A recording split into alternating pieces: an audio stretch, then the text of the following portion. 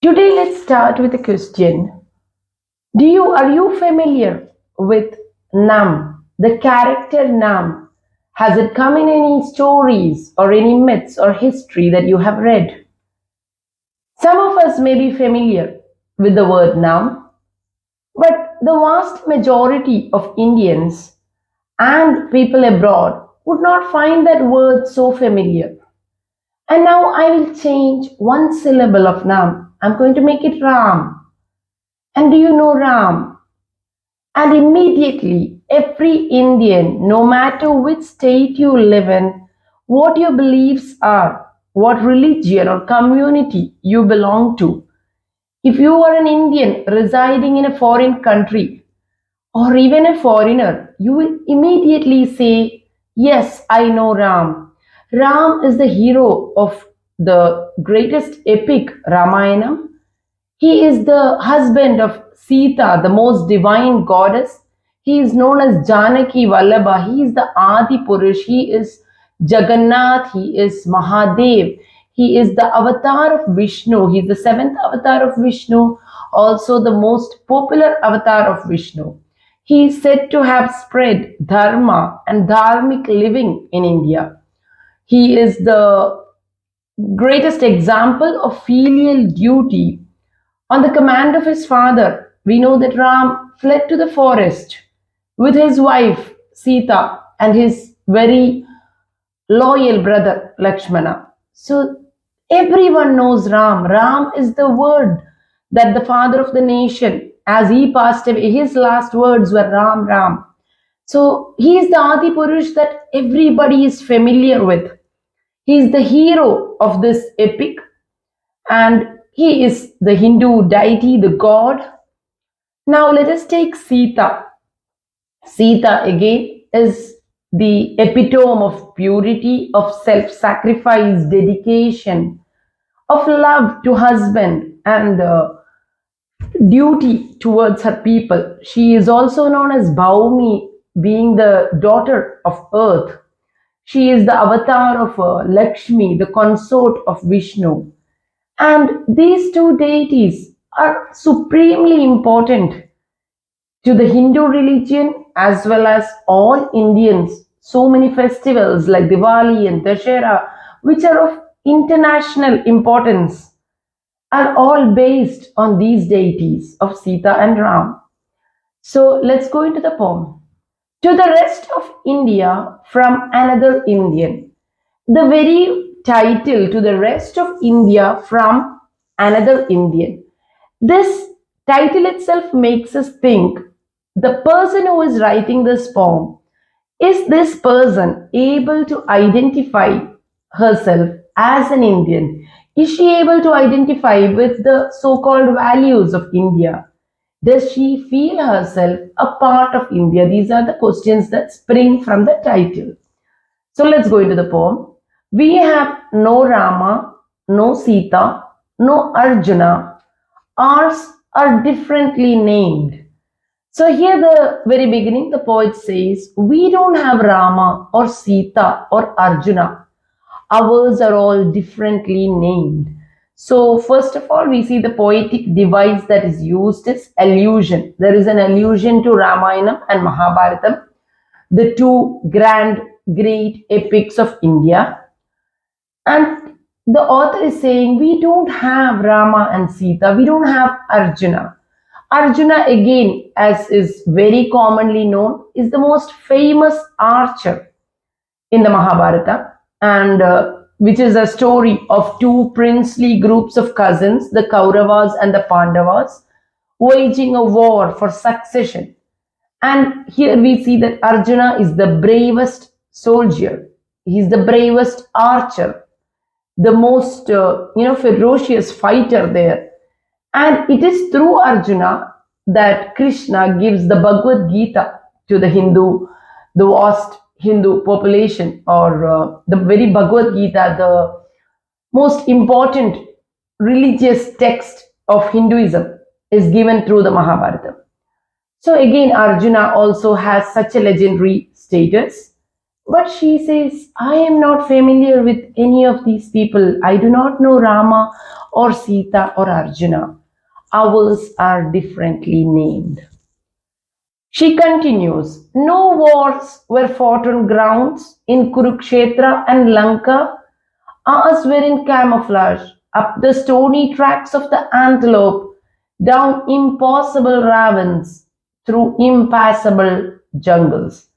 Now we have to come to the point where this poem is written by Esthersyiem. She is a professor of literature specialized in American literature, folklore, mythology, as well as the other fields of literature which she is teaching in Shillong. So she comes from the northeast, and her writing embodies the spirit of the people of the northeast. She belongs to the Khasi tribe, and in her writings, she wishes to let the world know about the culture, the traditions, the belief systems of the Khasi people. And that is why she is first of all telling that these things are not known to us, and now she wishes to tell us her story. So again, the Kurukshetra is the battleground of the Pandavas and the Kauravas.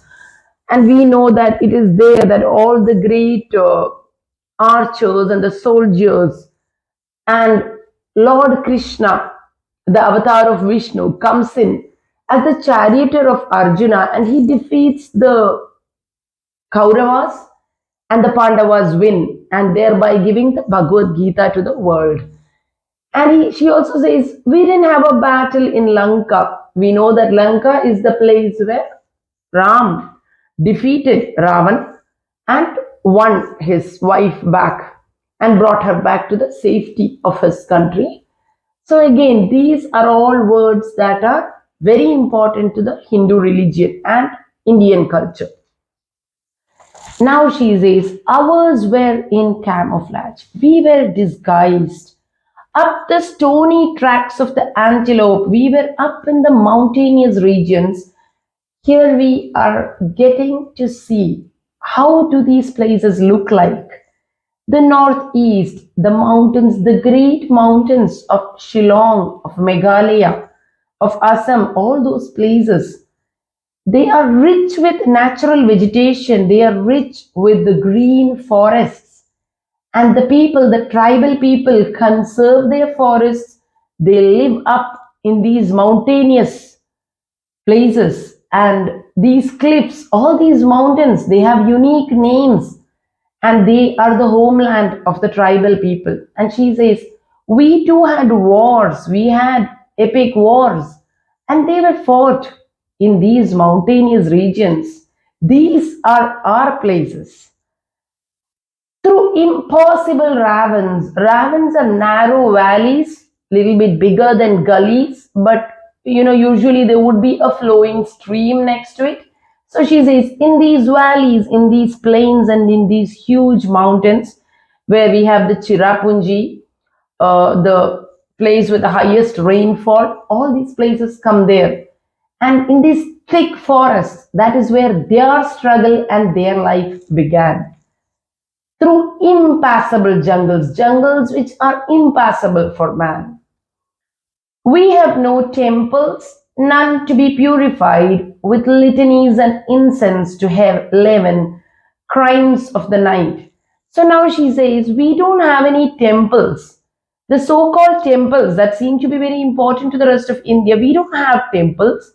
We are tribal people, and we believe in a great deal of folklore, our oral tradition, which is passed down from the grandmothers to their children and so on. These are our beliefs. We don't have concrete temples like you that need to be purified. Here we see a bit of irony also, we could say, that the so called temples are there where it is still said that they need to purify the temples, but in every religion all over the world, we know that there is a great deal of hypocrisy.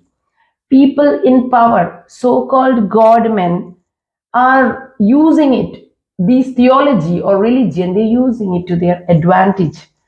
And she says, these crimes of the night, the crimes committed in darkness, are purified in the morning. So she says, we don't have any temples that need to be purified.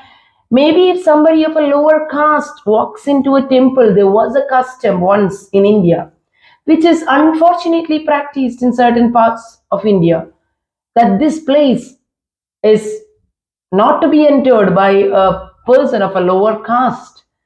And even though caste system is abolished, there are still people who practice such redundant customs. So she says, we don't have any of that. We don't need to purify temples. With litanies, litanies are chanting prayers. Usually the word litany comes from the Christian religion, where there is the repeated chanting of have mercy on us, God the Redeemer, have mercy on us, the Son of God, those repeated chanting. So again, the word litany brings to mind the Christian religion also. A lot of the Kazi tribes have gone into the Christian religion due to the influence of the colonizers. But here she simply means it as a religious chanting. So the crimes of the night do not need to be hidden or purified. No one river too sacred to purify impurities. None of our gods bear God names like yours. Now she says, we don't have one single river that is very supremely important or extraordinarily pure, that it will wash away all our sins. Generally, we consider the river Ganga to be the most purest in India. It is a river where people go in order to cleanse themselves of their impurities, a river that is worshipped and visited quite often by pilgrims. We also know other rivers like Narmada, Kaveri. These are also very important rivers. But she says we don't have one single river. For the tribal, every running water, every stream, pond, and lake that belongs to their mountainous region is very important. Water is life giving. In one of her works, The Memoir of a River, Esthersyiem writes that she writes from the perspective of the river.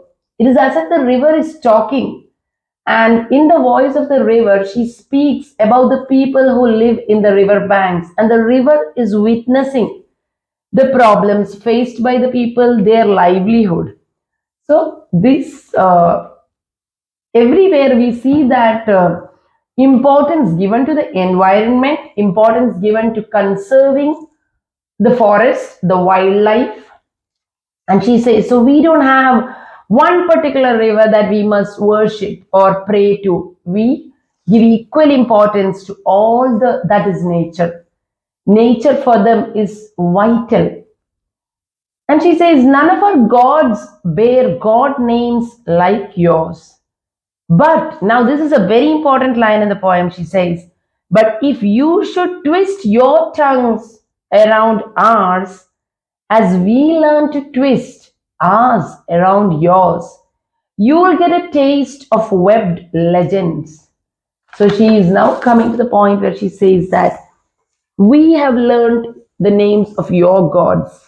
We know your gods and we know your myths, your folklore. Are you ready now to twist your tongues around my language, to learn what is important to me, to learn the names of my gods and my history? If you are ready to twist your tongue, if you are ready to take the same pain that I have taken, then you are in for discovering a wonderful new world. You are going to hear of webbed legends, of complicated, intricate, lazy network of legends, of stories that are so filled with wonder and magic. But are you ready for it? This is Esther Syem's invitation, we can say, to the reader. Earth gods and sky deities, nymphs and elfin dwarfs, that winnow souls and scale bamboo leaves, rinsed intestines in running streams. She says, we have earth gods and sky deities. We have all these stories about the gods who, the gods who control the natural forces. We have nymphs. Nymphs are usually represented as beautiful women who are seen living in various forms of water, like the river, the sea, the streams, and they are generally held to that place. They do not leave that place. And there are water nymphs. We have all these stories of elves and dwarfs. Would you like to listen to our stories just as we have listened to yours? Again and again, we see the repeated desire to show us or exhort us to visit Meghalaya to understand its culture, to be embraced with the rest of India. Then, yeah, these dwarfs and elves that winnow souls. The word winnow means to blow. It is to blow away souls, transfer souls from one body to another. These are the kind of magical stories that they have. And scaling or quickly climbing up bamboo leaves. Icons that died for a love that endorsed a freedom uninhabited as our wild mountain herbs. We have to know that the Khasi and the Jaintia hills, the people of these tribes, because of a very strong tribal identity, they have fought and asked for their own independent identity, and that is why the state of Meghalaya has formed. Moreover, she says that icons who have died for a love, they have literally given up their lives in order to conserve nature, in order to protect their language, and which was, being lost. Again, we also have to see that there were so many freedom fighters from the northeast. And yet again, we are not so familiar with those freedom fighters. The general population of India is not so familiar.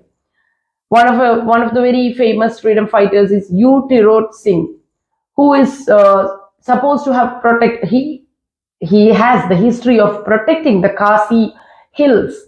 When the British first came in, they had a pact with U. Tirot Singh that they would build pathways or roads into Assam, into Meghalaya, and they did not, as was seen by the colonizers in all their dealings, they did not keep to their side of the pact. They started ruling over, they started taking up and destroying the nature. That is when Utirot Singh, along with his Qazi followers, fought the British for more than 4 years very valiantly. We see that these tribals, they did not have guns, they did not have ammunition to fight the British on equal terms, and that is why he is so popular for having invented the guerrilla warfare and brought it to such expertise that the British soldiers were met by showers of arrows which they could not understand where it came from. And for 5 years, he waged war against the British and saw to it that the colonizers were not able to penetrate those impassable jungles until he met his end again in a brave fight against the colonizers. Now, archery is of supreme importance to the Khasi tribals. When a boy is born, it is said that three arrows are shot, in the sense that one is for signifying protecting the family, the second is for protecting the clan, and the third is for protecting the community as a whole. So they are archers before anything else. So we see that a very strong identity. The some of the words that we need to remember here is resistance. This is definitely a poem of resistance. Here, in a very powerful manner, Esthersyiem is telling us that she refuses to let go of her ancestry and culture. We need to remember that they had an oral culture. They did not have a written culture. So, for years, these people had the custom of sitting around bonfires, of dancing and singing and passing on stories. So Esther Syiem compares this to the American Indians and their culture, the aborigines of America, and she says that it is quite similar to their culture, for they too were nomadic people who had a culture which was oral traditions, stories that were passed on from one generation to another. So there is one character now in 1935, a diminutive school teacher, very much influenced by Byron and Sheets, Shelley and Wordsworth.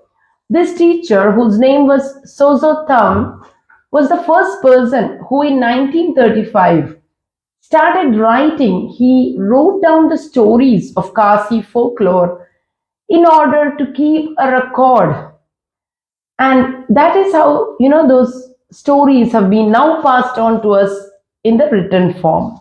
And Esther Syiem, through all her works, she has several plays, poems. She's a bilingual writer. She's written in her native Khasi tongue as well as the English language. Her poems are all written in English, whereas her short stories or plays have also been written in her own mother tongue.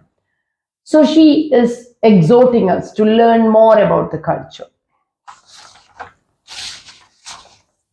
Lunch and Sajernangli, and how we swallowed our written script. Stones that eat and rivers that fly, talking tigers and tiger men. So now she mentioned the highest mountain peak in Shillong, that is Lam Shillong. It is a place where a priest would come in and they pay obeisance, or they worship. They are very respectful to this particular place, and visits are paid by the religious leaders. There is Sajar Nangli, that is a lake which is also a legendary historical lake, which is of extreme importance to the people living there. A legend says that Sajar Nangli, he was a warrior of the Jaintia clan, and this person had, with his followers, it is said that with the back of the arrow, they had dug out this river in the 1500s, and that is how the river came into being. And she says of how we swallowed our written script. There is a very interesting story, and we also need to remember that this story, according to Esthersyiem, is a story of loss, a story of a loss of language and culture. It is said that when God, in the beginning, called all the people and he gave the script to each language, the literary script in order to write their works, it is said that the person who went from Meghalaya, he took the script in his hand, and as he was coming down, he was caught up in a storm and a deluge, and in order to save the script from being blown away, he is said to have swallowed it. He is said to have put it into his mouth, and thus it was swallowed and lost forever. And that is why the Qazis believe that they do not have a script to write in. Again, we see that yet another man from the plains was also given the script, and it is said that he wove it into his hair, into his long hair, and when he came back, forgot to take it out. And so the Qazis do not have a script. Now, this is a folk story that is quite often repeated by the tribes people in order to give a reason as to why they do not have a written language. But Esther says that this is a loss, because a loss of language can bring on a loss of culture, a loss of tradition, a loss even of environment and homeland.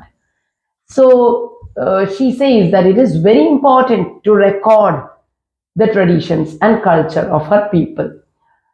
Now, again, if I would say the word Indra, you know that Indra is the god of thunder, of lightning. He is the supreme deva who controls all forms of anything to do with water, wind, thunder, all these things. For the Kasi people, for the Northeast people, they too have a god who is called Upaitat. Upaitat is not such a familiar word for us, but he is the same as Indra. He too controls the wind, the thunder. The story goes that Upaitat once, when actually, if you look at the Kasi culture, there is something so amazing, so interesting that almost all their stories begin with once upon a time when man and animals and nature lived in harmony. They always mention these three words as living in harmony. It is said that the mankind would come for a midnight feast where all the great archers would show off how good they were at their archery or their swordsmanship or dance or singing. They would parade their talents. And once the animals, as they watched this, it is said the animals too asked whether they could have a feast like that. And Upaitak, the god of thunder, said yes. He said that he would beat on his drum and cause thunder, and that would be the signal for all the animals to come, and they too could parade their abilities. And it is said that the lynx came with a silver sword, and he was brandishing his sword with such swift and graceful movements, and it got to his head. He became too proud. He felt that he was doing a very good job, and that was when Upaikat asked him, "Can I have that sword?" And the lynx unwillingly gave his sword only because he was scared of the thunder god. And the thunder god took this silver sword, and when he brandished it, and with the other hand, he beat on his drum, and we know that the result would be thunder and lightning. So, this is one of the examples of the folklore. And the stones that eat, rivers that fly. It is said that the rivers were in a competition with one another and they flew. There are talking tigers. Now, shapeshifters. Shapeshifters is a very important part of the oral tradition of the Kazi people. Shapeshifters are there in many cultures all over the world. If you take Ireland, they have stories that there are werewolves in Azeri. There are men and women who, at the stroke of a sunset, when the sun goes down, they change into wolves, and they are known as werewolves. In Brazil, there is the story of Balto, the boy who can become a dolphin and swim away into the water. In the same way, the Khasi tribals believed in the were tigers and the talking tigers and tiger men. The symbol of the tiger is very important. It is believed by the people, the various tribes, that very fierce warriors during the night time, these men would change, or they would leave their lifeless bodies in a, as if the body were sleeping, and the soul would transform into a tiger and it would go prowling in the night and catch hold of people and kill. And they have these prayers or chanting songs where they say, dear warrior or shopman or one who pulls the bullock cart or the farmer, whoever you are, brave man, do not try to, you know, fill your stomach with our babies and our young children. It is not noble of you. Go back into your human form. Go back and earn your livelihood as a man. And they believe that these tigers who come and stalk and catch their children are these demon like souls. So these are all illusions. We can see throughout there are allusions to various folklore. An itchy monster itching to be scratched, a rebellious stag pounding for freedom. Again, these are all taken from the folklore stories. And the inconsolable dirge of a mother. There is the story of a woman called Nokalikai. Nokalikai, this lady, apparently her husband, in anger, kills their child and he cooks that child and serves it to the mother. And this woman is so aghast after knowing what she has done. And in utter grief, she is said to have jumped off a cliff in Chirapunji and killed herself. So, this folklore shows the loss of a child and the dirge of a mother's sadness, according to the tribal population, how they believe that the bond between the mother and child is so sacred. Esther Syiem, in one of her poems, she says how, she has a poem where the tribal woman says that I have so much work, I am burdened by all manner of work, but for my child, I will give so much priority, I will give so much love. And no matter what else happens in this world, that would never change. Again, there is yet another story of how Upaitar, the god of thunder, swallowed the script, and that is why the Kazi people do not have a script. So Esther Same also, in a witty conversation, she exclaims that it is rather an excuse to use that story of the lost script. She says, no, if the script was lost, we need to still write it now. Later on, due to the colonizers, the Kasi people took on the script of the Roman script taken from Latin. That was what was used in order to write their language. Now she says, so we need to see suppression, resistance, loss of language. Esther Same is talking about her fears within and without the community. And here we need to understand that something very important that the author is telling us in a very brilliant manner. She has first shown us the otherness. In a 2014 interview at the Jaipur Literary Festival, she says that people have come up and asked me whether I am an Indian. The people of the Northeast have suffered this. They have not been admitted into the mainstream always, and there have been many cases of violence perpetrated to them. In 2014, there was a student who was stoned and killed, and there are many, many incidents like that where they have been treated as the other. The center is the rest of India, and they are the other. Is that fair? Is what our author is asking. But instead of saying that they are not the other, she begins the poem by telling us, yes, we are the other. She brings the otherness in front of the reader, and then she asks us, are you ready to embrace the so called other? And she tells us that India has a supposed nationalist popular pedagogy, which is shown by the epics like Ramayana and Mahabharata. And she says that these are the nationalist pedagogy, and here she brings in a sub-nationalist pedagogy and wants to ask us, is it not possible for the readers or the people of India or the government to imagine that there could be in binary oppositions different pedagogy? Is it so hard to imagine various centers, various forms of thought, various dialogues, various narratives? Can it all not be equal? Can it not be in binary opposition? Can it not have equal importance? Why must one be subjugated by the other?